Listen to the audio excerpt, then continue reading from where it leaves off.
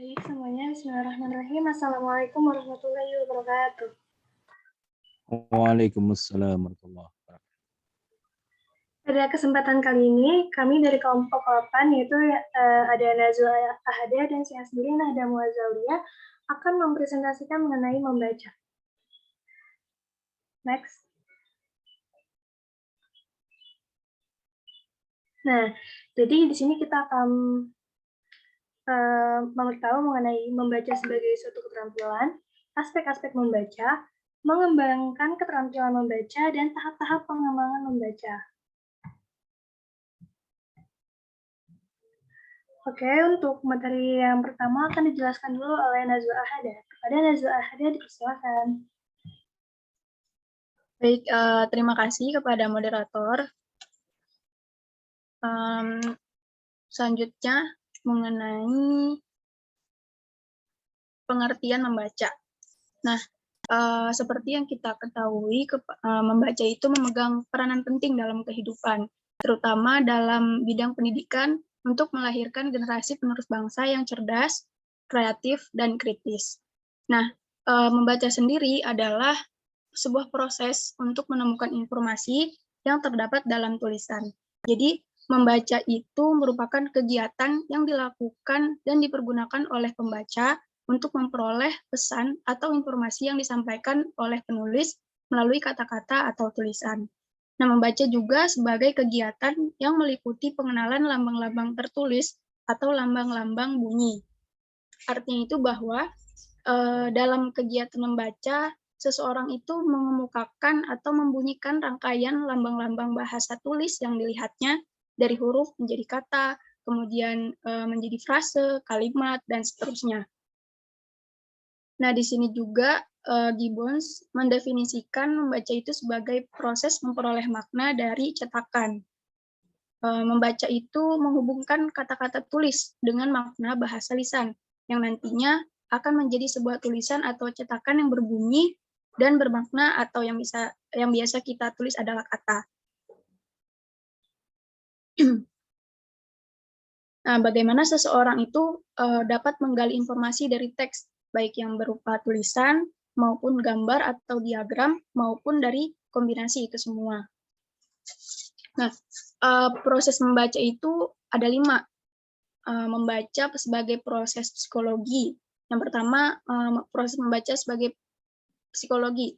Nah, maksudnya itu adalah membaca perkembangannya akan dipengaruhi oleh hal-hal yang sifatnya psikologi pembaca, seperti inteligensi, usia mental, bahasa, kepribadian, sikap, pertumbuhan fisik, kemampuan persepsi, dan tingkat kemampuan membaca. Kemudian yang kedua itu membaca sebagai proses sensori. Maksudnya itu adalah bahwa kegiatan membaca itu dimulai dengan melihat. Jadi stimulus yang masuk melewati indera penglihatan mata setelah dilakukan pemaknaan atau pengucaan terhadap maknanya. Kemudian yang ketiga, membaca itu sebagai proses perseptual.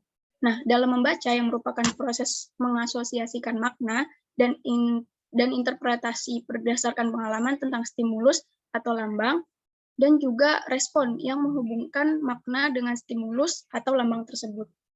Kemudian yang keempat, yaitu membaca sebagai proses perkembangan. Nah, sebagai proses perkembangan ini mengandung arti bahwa membaca itu pada dasarnya merupakan suatu proses perkembangan yang terjadi sepanjang hayat seseorang. Karena kita pun tidak tahu gitu kapan perkembangannya itu mulai dan kapan akan berakhir. Nah, dalam upaya memperhatikan bahwa membaca sebagai proses perkembangan itu ada 2 hal, terutama yang harus diperhatikan oleh guru ya. Nah, yang pertama itu seseorang atau pendidik ataupun guru itu harus selalu sadar bahwa membaca itu merupakan sesuatu yang diajarkan dan bukan sesuatu yang terjadi secara instintif. Maksud dari secara instintif ini, membaca merupakan proses yang dipelajari dan perolehannya akan sangat bergantung dari upaya yang dilakukan dan prosedur yang dijalani.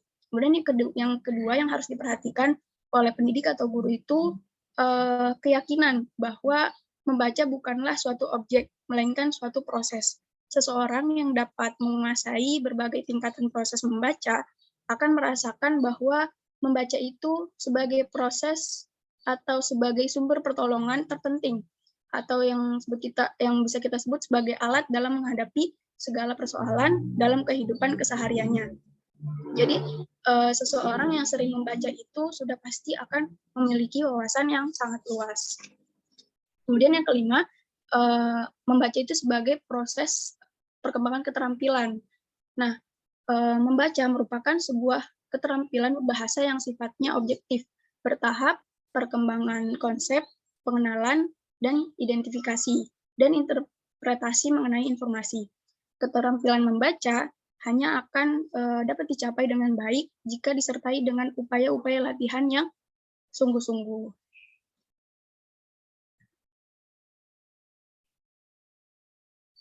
Kemudian tujuan membaca. Anderson mengemukakan beberapa tujuan membaca. Di antaranya itu ada 7. Nah, tujuan yang pertama yaitu untuk memperoleh perincian atau fakta. Maksudnya itu adalah membaca untuk menemukan atau mengetahui penemuan-penemuan yang telah dikemukakan oleh tokoh untuk memecahkan masalah yang dibuat oleh tokoh. Nah, yang kemudian tujuan yang kedua yaitu memperoleh ide-ide utama. Maksudnya itu adalah di mana dengan membaca dapat mengetahui topik atau masalah dalam bacaan. Untuk menemukan ide pokok bacaan dengan membaca halaman demi halaman. Jadi dapat ditemukan mengapa hal itu merupakan topik yang baik dan menarik. Kemudian dapat ditemukan juga masalah yang terdapat dalam cerita, apa-apa yang dipelajari atau yang dialami sang tokoh, dan merangkumkan hal-hal yang dilakukan oleh sang tokoh untuk mencapai tujuannya. Kemudian tujuan yang ketiga yaitu mengetahui ukuran atau susunan organisasi cerita, yakni untuk mengetahui bagian-bagian cerita dan hubungan antar bagian cerita. Jadi dengan membaca, kita dapat menemukan apa yang terjadi pada setiap bagian cerita. Kemudian tujuan yang keempat yaitu menyimpulkan atau membaca inferensi. Nah, dengan demikian, kita sebagai pembaca dapat merasakan sesuatu yang dirasakan oleh penulis. Jadi dapat menemukan serta mengetahui mengapa para tokoh itu merasakan seperti cara mereka itu, apa yang hendak yang diperlihatkan oleh penulis kepada pembaca. Kemudian yang kelima, mengelompokkan atau mengklasifikasikan. Jadi tujuan membaca itu untuk menemukan hal-hal yang tidak wajar mengenai sesuatu hal, mengetahui apa yang tidak biasa, apa yang lucu dalam cerita, atau apakah cerita itu benar ataupun tidak benar. Kemudian tujuan yang keenam, menilai atau mengevaluasi. Nah, dengan membaca, pembaca dapat menemukan sesuatu keberhasilan berdasarkan ukuran-ukuran tertentu, mengetahui apakah sang tokoh berhasil atau hidup dengan ukuran-ukuran tertentu. Nah, kemudian tujuan yang ketujuh, yang terakhir, memperbandingkan atau mempertentangkan. Nah, maksudnya di sini adalah untuk menemukan cara, perbedaan, atau persamaan dua hal ataupun lebih. Jadi dengan membaca dapat menemukan bagaimana caranya sang tokoh itu berubah, bagaimana caranya, bagaimana hidupnya berbeda dari kehidupan yang kita kenal, ataupun bagaimana dua cerita mempunyai persamaan dan bagaimana sang tokoh menyerupai pembaca.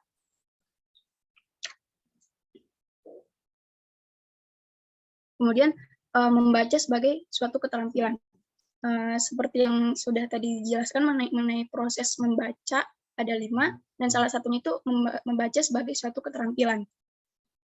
Di sini Undang-Undang Nomor 2 Tahun 1989 tentang Sistem Pendidikan Nasional, bahwa membaca itu merupakan salah satu dari 4 keterampilan pokok yang harus dibina dan dikembangkan dalam pendidikan bahasa. Membaca sebagai salah satu aspek keterampilan yang merupakan suatu masalah yang mendapat banyak perhatian dalam kehidupan manusia. Nah, perhatian ini berakar pada kesadaran akan pentingnya arti, nilai, dan fungsi membaca dalam kehidupan dan segala macam proses pembelajaran. Dalam kegiatan membaca, kegiatan lebih banyak dititik beratkan pada keterampilan membaca daripada teori-teori membaca itu sendiri. Nah, di sini Henry Guntur Tarigan menyebutkan 3 komponen dalam keterampilan membaca. Yang pertama yaitu pengenalan terhadap aksara-aksara serta tanda-tanda baca. Kemudian yang kedua, korelasi aksara beserta tanda-tanda baca dengan unsur-unsur linguistik yang formal. Dan yang terakhir, hubungan lebih lanjut dari A dan B dengan makna.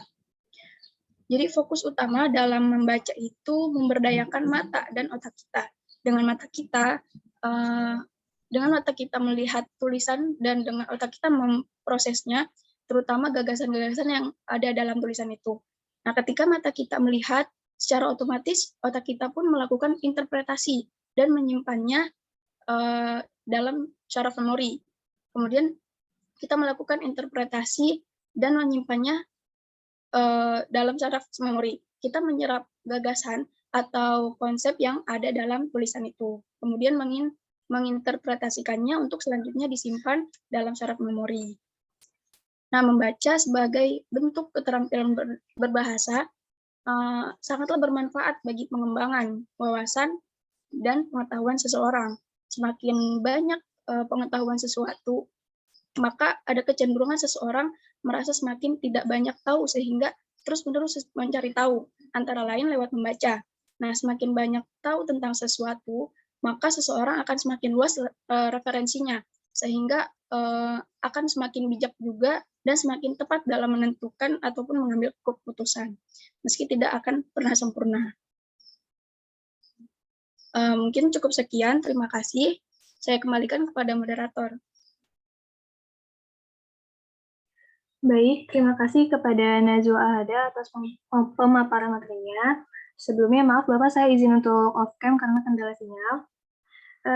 Materi selanjutnya akan saya yang bawakan, yaitu mengenai aspek-aspek membaca. Oke, jadi menurut Brockton ini terdapat dua aspek membaca, yaitu yang pertama keterampilan yang sifatnya mekanis, yang bisa dikatakan berada pada tingkatan yang lebih rendah. Itu ada apa aja? Nah, pada tingkatan yang lebih rendah itu ada mengenai pengenalan bentuk huruf, lalu pengenalan unsur-unsur linguistik seperti kata, kalimat, seperti itu. Lalu ada pengenalan hubungan atau korespondensi, pola ejaan dan bunyi. Atau sebuah kemampuan di mana untuk menyuarakan bahan tertulis. Nah, yang keempat itu kecepatan membaca ke taraf lambat. Bagaimana cara kita berbicara, tapi ada kecepatannya, gitu, mengikuti kecepatannya. Yang kedua, kalau tadi tingkatan yang lebih rendah, sekarang adalah keterampilan yang sifat pemahaman yang bisa dikatakan berada pada tingkatan yang lebih tinggi. Ada apa saja, yaitu yang pertama, memahami pengertian sederhana, lalu memahami signifikan atau makna, maksud dan tujuannya itu maksud dan tujuan dari pengarang, relevansi atau keadaan kebudayaan dan reaksi dari pembaca. Lalu ada evaluasi atau penilaian, dan ada juga kecepatan membaca yang fleksibel, mudah untuk bisa disesuaikan dengan keadaan.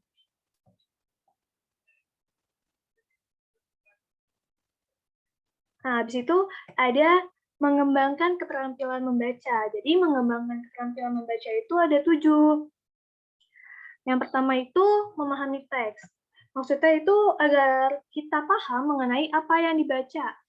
Itu dengan cara memonitoring pemahaman yang dimiliki dan mengetahui apa saja yang harus dilakukan jika bahan bacanya itu sulit. Yang kedua itu mempertanyakan. Jadi dengan adanya pertanyaan dalam membaca merupakan sebuah kunci agar nantinya bisa mengembangkan pemahaman yang lebih baik lagi. Pertanyaannya itu bisa berupa dari isi bacaan, penulis, atau peristiwa yang disajikan, argumen, ide, dan isu dalam teks. Lalu yang ketiga itu ada memvisualisasikan. Nah, dengan memvisualisasikan itu diharapkan nih para pembaca itu bisa melukis gambar. Maksudnya memvisualisasikan apa yang mereka pikirkan saat membaca itu. Gitu. Kan misalnya kayak kita baca novel nih. Nggak ada gambarnya. Di situ kita diharapkan bisa memvisualisasikan. Seperti itu. Lalu yang keempat ada menyimpulkan. Di mana pembaca itu bisa menyimpulkan apa yang mereka baca. Dan diharapkan juga para pembaca itu bisa memilah informasi-informasi penting dari bahan bacaan. Nah, yang kelima itu mengatur persiapan membaca. Agar nantinya bisa mendapatkan hasil yang maksimal dari setelah membaca, diharapkan dapat mempersiapkan dengan cara menetapkan tujuan untuk membaca. Kegiatan yang biasanya nih, yang bisa membantu kita untuk mempersiapkan sebelum baca itu, pertama bisa menentukan tujuan membaca, lalu mengklasifikasikan kegiatan, memprediksi logika, menyeleksi buku yang akan dibaca, memperhatikan detail bacaan, lalu memprediksi. Yang keenam, itu ada kegiatan saat membaca. Nah, biar lebih bisa untuk membangun kemampuan selama proses membaca, hal-hal apa aja nih yang bisa kita lakuin, yaitu bisa menceritakan kembali bacaan tersebut, lalu merekam elemen cerita, maksudnya merekam apa aja sih yang ada di buku itu, lalu mencari informasi spesifik, kan ada misalnya di buku tuh ada sebuah informasi. Nah, habis itu kita cari lagi deh informasinya tuh mana itu apa. Itu menemukan kalimat penting pada tiap bagian wacana.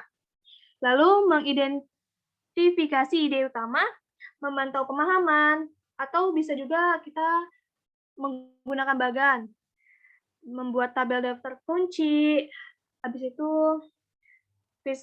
membuat kesimpulan, gitu. Nah, yang terakhir itu ada kegiatan setelah membaca. Ada beberapa cara nih biar kita bisa memusatkan perhatian setelah membaca. Bisa dengan kita meringkas teks bacaan itu, lalu kita melakukan grup diskusi, atau kita membuat kesimpulan. Oke, next slide.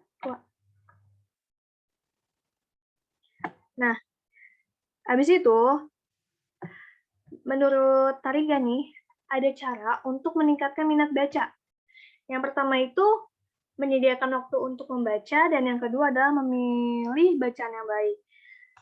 Maksudnya menyediakan waktu untuk membaca itu, kalau ada orang yang ingin ada sebuah kemajuan di dalam dirinya, maka sebisa mungkin dia tuh bisa untuk meluangkan waktunya untuk membaca dengan baik. Waktunya itu nggak usah lama-lama, mungkin 1 jam atau 30 menit dalam sehari, tapi dilakuinnya itu secara konsisten setiap harinya, seperti itu. Lalu yang kedua, dalam memilih bacaan yang baik. Nah, jadi salah satu aspek yang penting agar kita bisa membaca dengan kritis itu kita untuk mengetahui apa yang baik dan bermanfaat untuk yang kita baca. Jadi kan kita nih tahu kan buku apa aja sih yang bisa kita baca, yang bisa memberikan kita pengetahuan lagi, pengetahuan, di situ memberikan kita manfaat. Gitu. Next.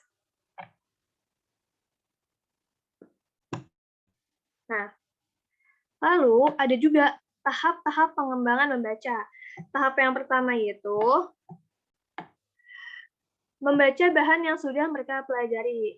Jadi diharapkan nih nanti peserta didiknya itu bisa peserta didiknya itu dianjurkan nanti untuk membaca bahan yang sudah mereka pelajari, di mana nanti bahan bacaannya itu bisa berupa sebuah percakapan, nyanyian, atau tentang cerita sederhana, tentang mengenai suatu hal atau peristiwa yang apa aja sih yang udah pernah dialamin oleh anggota-anggota kelas, gitu. Nah, pada tahap pertama ini diharapkan peserta didik itu dibimbing agar dapat mengembangkan responsi visual yang otomatis nanti memiliki gambaran-gambaran huruf yang bisa mereka lihat pada halaman catatan. Lalu yang kedua, menyusun kata-kata struktur. Nanti kan biasanya di sekolah tuh ada guru-guru bahasa Inggris gitu ya, atau guru bahasa Arab gitu. Jadi kalau nanti ada kelompok guru bahasa asing kayak gitu di sekolah, yang bersangkutan itu bisa menyusun kata-kata struktur yang telah diketahui untuk dijadikan bahan dialog atau paragraf untuk yang beraneka ragam. Tahap yang ketiga, peserta didik itu diharapkan sudah mulai membaca bahan yang berisi sejumlah kata dan struktur yang masih asing. Yang keempat, dengan penggunaan teks sastra yang sudah disederhanakan dari bahasa-bahasa asing yang ada, itu bisa menyelesaikan bahan bacaan yang masih sulit dimengerti gitu. Yang tahap kelima, materi bahan bacaan itu tidak dibatasi untuk membaca buku apa aja untuk bagi para peserta didik seperti itu.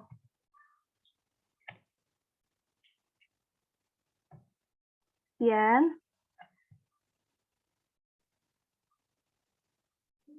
Oke.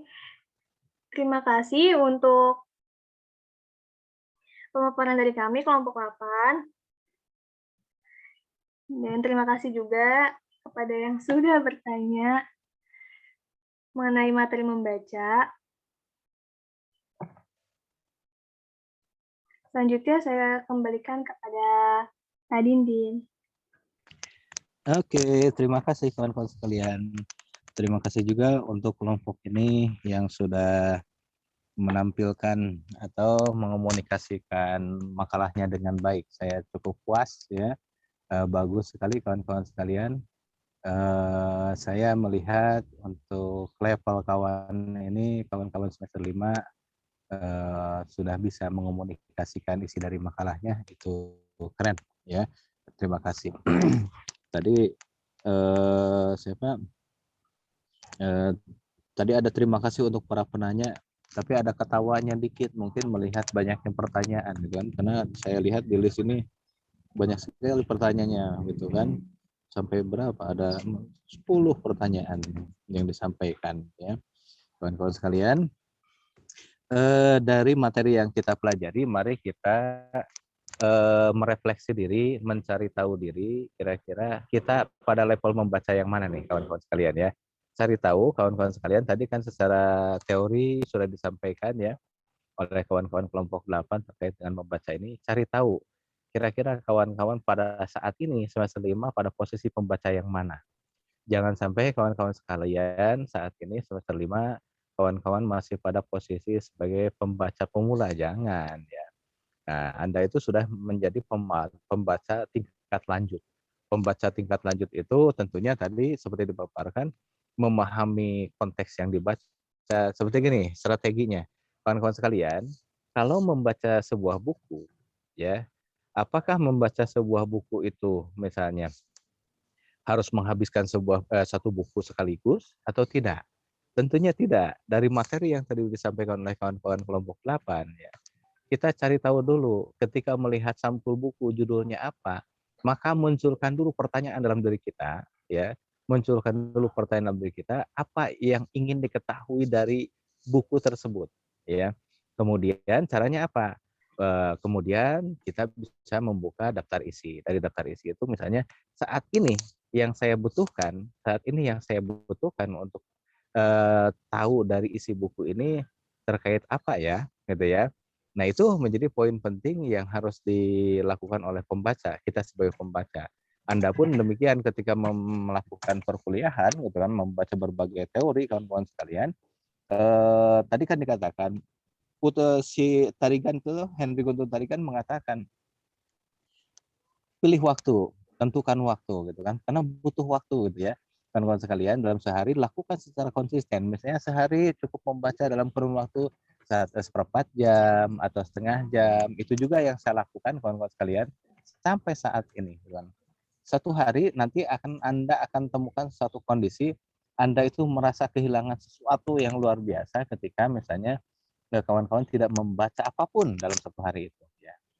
Maksud saya di luar kawan-kawan membaca WA, membaca yang lainnya, tapi membaca terkait dari tadi itu bahwa membaca sebagai sebuah keterampilan penting itu untuk dicatat. Baik, para pemakalah sudah dipastikan untuk mengcopy pertanyaan?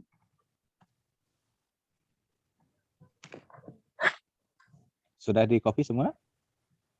Sudah, Pak. Oke, alhamdulillah. Baik. Oke, Najwa dan kawan-kawan, terima kasih untuk kelompok 8, pemaparannya keren sekali.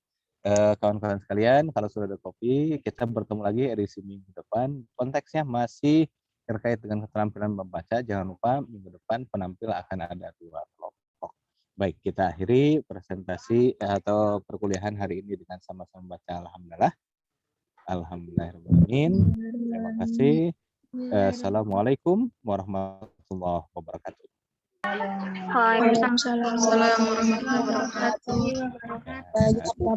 Ya, Terima kasih, Pak. saya akhiri kawan-kawan ya. Sehat selalu semuanya.